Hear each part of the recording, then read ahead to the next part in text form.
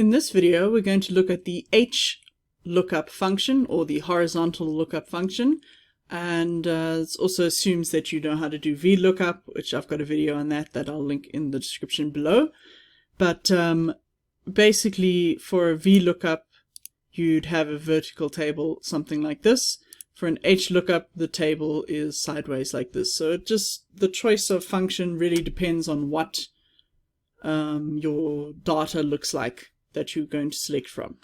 So in this example, we just want to know the percentage price increased based on the category, and that's in our lookup table here, ABCD, as a certain amount. So I'm going to go to Formulas, Insert Function, and I'm going to type in HLOOKUP. And there it is. Select that. And our lookup value is going to be this category here. Our table array is under lookup table. We don't need the headings, in fact. The row index number is the second row where the answers were, and it's not a range, it's an exact match. We want the letters, the A, B, C, or D.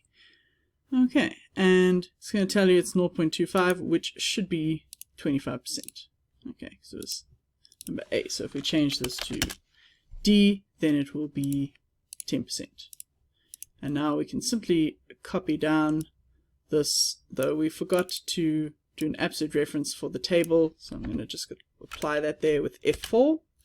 And now we can copy down the formula without it going wrong.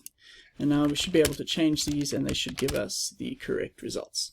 Okay, so that's a very quick HLOOKUP. If you were to type it in manually, you would simply type HLOOKUP, the lookup value, which in this case is underneath the formula, then the table array, which is here, and this time I'm going to remember to absolute referencing immediately, then my comma, the data is in the second row, and it's not a lookup, it's not a range lookup, so I'm going to put in false, and then let's put in true automatically.